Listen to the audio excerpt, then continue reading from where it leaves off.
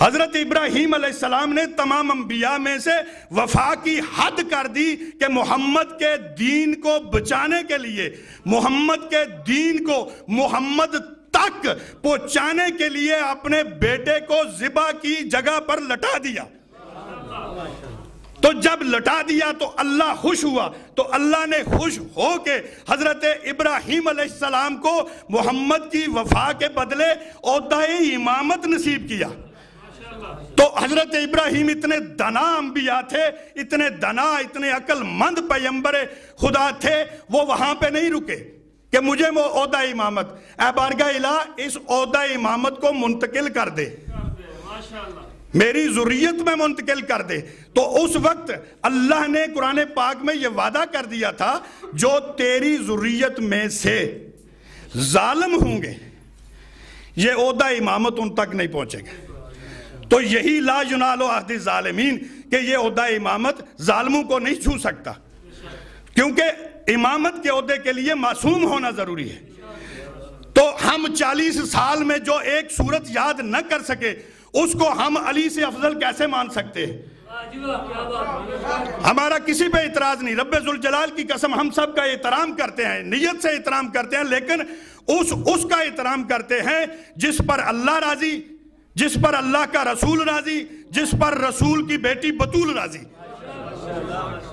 تو اس لیے ہم ان شخصیات کا احترام کرتے ہیں جس نے رسول پاک سے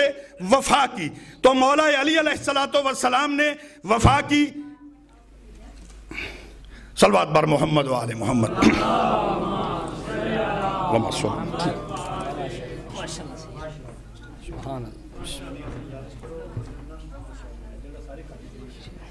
مومنین سے التماس کی جاتی ہے کہ برائے کرم تھوڑا تھوڑا آگے تشریف لے آئیں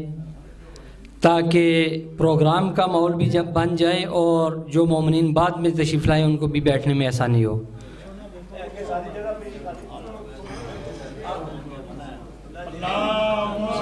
صلی اللہ محمد علی محمد۔ چونکہ آج جشن کا ماحول ہے تو اس لیے میرے خیال میں تھوڑی بہت جو ہے اگر طنز و مزاح بھی ہو جائے تو اس میں ایسا کوئی حرج نہیں ہے۔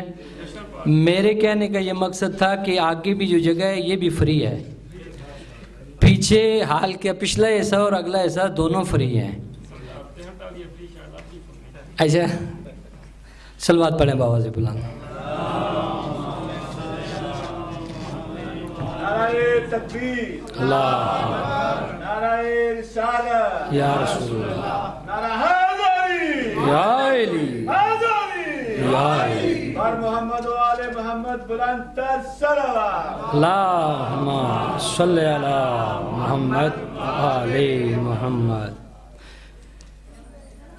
یوں راستے اسلام کے ہموار نہ ہوتے، یوں راستے اسلام کے ہموار نہ ہوتے، گر رہنما حیدر قرار نہ ہوتے، اور ملتی نہ ہمیں راہ رضا منزل تسلیم، ملتی نہ ہمیں راہ رضا منزل تسلیم، گر نقش قدم اس کے ضیا بار نہ ہوتے، اور کھو جاتی کتابوں میں کہیں نہج البلاغہ، کھو جاتی کتابوں میں کہیں نہج البلاغہ،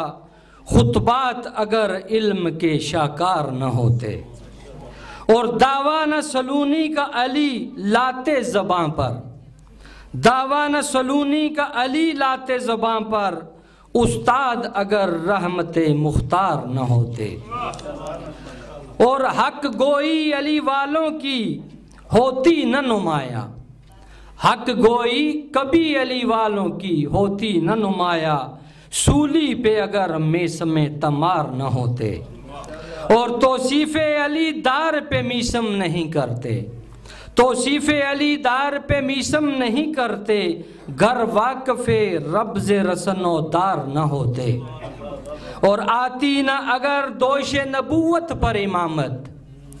آتی نہ اگر دوش نبوت پر امامت، کعبے میں بھرے بت کبھی مسمار نہ ہوتے، اور کیا ہوتی رقم نصرت اسلام کی تاریخ، کیا ہوتی رقم نصرت اسلام کی تاریخ، شعب ابو طالب میں جو سرکار نہ ہوتے۔ اب میں انہی اشعار کے اختتام پر آج کی اس پروگرام کی، اس جشن مولود کعبہ کی نہایت ہی اچھی ہماری جانی پہچانی شخصیت جو ہمارے ہاں یونان سے بارہا دفعہ تشریف لا چکے ہیں، اور قبلہ کو میں دعوت دینے سے پہلے یہ بھی آپ کے گوش گزار کر دوں کہ ان کے بعد ذاکر اہل بیت جناب سید نجم الحسن شاہ صاحب پڑھیں گے، اور ان کے بعد ڈاکٹر غلام حسین عدیل صاحب خطاب فرمائیں گے۔ اب میں آپ کے سامنے آج کی اچھی اور اس جشن کے حوالے سے یقیناً مومنین ان سے بخوبی واقف ہیں کہ قبلہ ہمارے ہاں میرے حال میں 1-2 جشن پڑھ چکے ہیں، تو ضرورت اس بات کی ہے کہ یہاں جتنے مومنین ہم موجود ہیں ہر پڑھنے والے کے ساتھ ہم نے رہنا ہے تاکہ سمجھنے میں بھی ہمیں آسانی ہو اور پڑھنے والے کو پڑھنے میں بھی آسانی ہو۔ میں اب آپ کے سامنے دعوت دینے جا رہا ہوں جناب مولانا محمد عباس صاحب جو یونان سے تشریف لائے ہیں، ممبر پر تشریف لائیں اور مومنین سے خطاب فرمائیں، صلوات پڑھیں بآواز بلند۔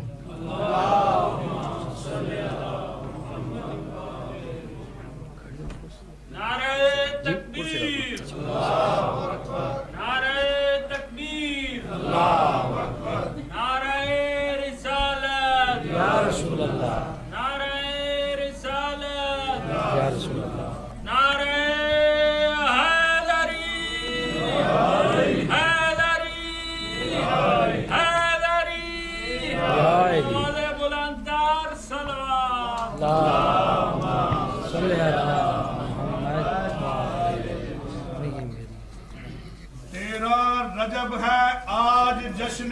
سعید ہے، ماشاءاللہ 13 رجب ہے آج جشن سعید ہے، مومنوں کے مقدر کی آج عید ہے، 13 رجب ہے جشن سعید ہے، مومنوں کے مقدر کی آج عید ہے، کھا کے رزق علی شہرت کے واسطے، کھا کے جو رزق علی شہرت کے واسطے، جو حیدر کو بھونکے سمجھو وہ یزید ہے۔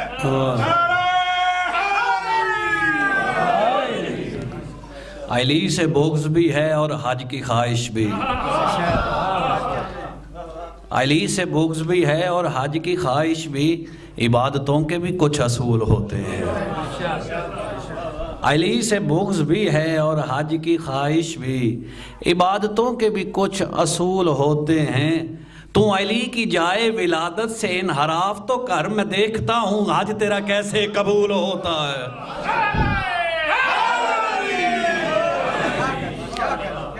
نعرہ تکبیر، سارے مل کے بآواز بلند نعرہ تکبیر، نعرہ رسالت، نعرہ رسالت، نعرہ حیدری، سارے مل کے حیدری، حسینیت، حسینیت، یزیدیت، یزیدیت، خاندان زہرا پہ بلند آواز سے صلوات پڑھیں۔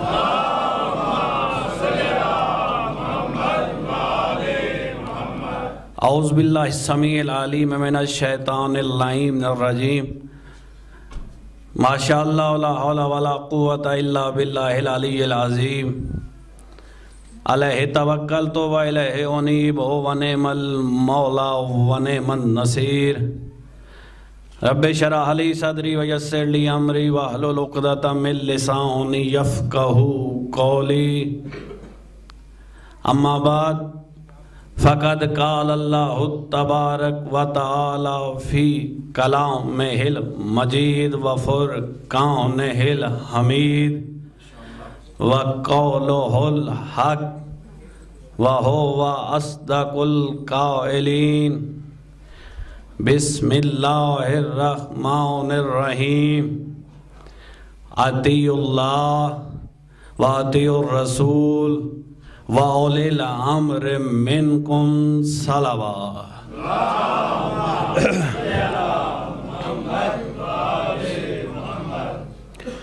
سب سے پہلے تو اپنے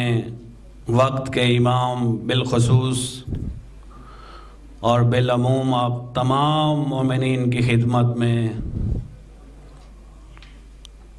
اس سرکار کی آمد پہ کہ خدا کی قسم رجب کی قبلہ 13ویں تاریخ اس حوالے سے منفرد ہے دنیا انسانیت میں کہ اس کے دامن میں وہ ہستی جلوہ گر ہوئی جو صداقت، عدالت،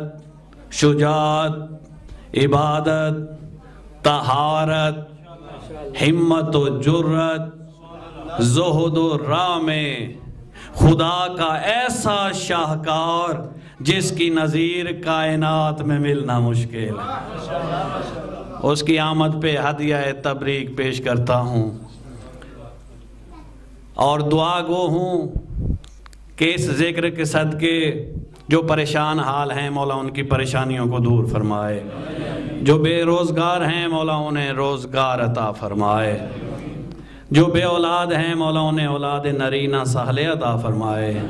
تمام مومنین میں اتحاد و اتفاق عطا فرمائے، مذہب حق کا بول بالا فرمائے، علماء اعلام کا سایہ ہمارے سروں پہ دائر رہے، اور دعا کریں کہ ہمارے ملک پاکستان کو مولا استحکام عطا فرمائے، اسے داخلی اور خارجی دشمنوں سے محفوظ فرمائے۔ آپ سارے مل کے ایک دفعہ بآواز بلند صلوات پڑھیں۔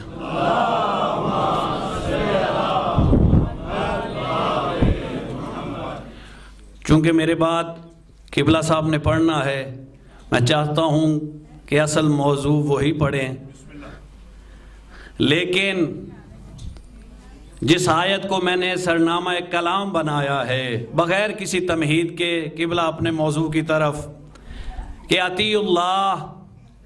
و اطیع الرسول و اولی الامر منکم، کہ اللہ کی اطاعت کرو، رسول کی اطاعت کرو اور صاحبان امر کی اطاعت کرو۔ کہنے والا خالق ہے، نہ کسی جھوٹے راوی کی روایت ہے، نہ کسی بے ایمان مورخ کی بات ہے، بلکہ خالق کا اعلان ہے قرآن میں کہ اطیع اللہ، اللہ کی اطاعت کرو۔ آج میں نے صرف اطیع اللہ پہ بات کرنی ہے کہ اللہ کی اطاعت ہے کیا، اللہ کی اطاعت ہے کیا۔ اللہ جو کہہ رہا ہے اطیع اللہ کہ میری اطاعت کرو، قبلہ بڑا ہی آسان مفہوم اطاعت کا، بڑا ہی آسان مطلب اطاعت کا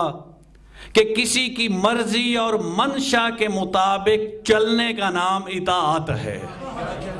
کسی کی مرضی اور منشا کے مطابق عمل کرنے کا نام، اس سے آسان میرے پاس الفاظ ہی نہ تھے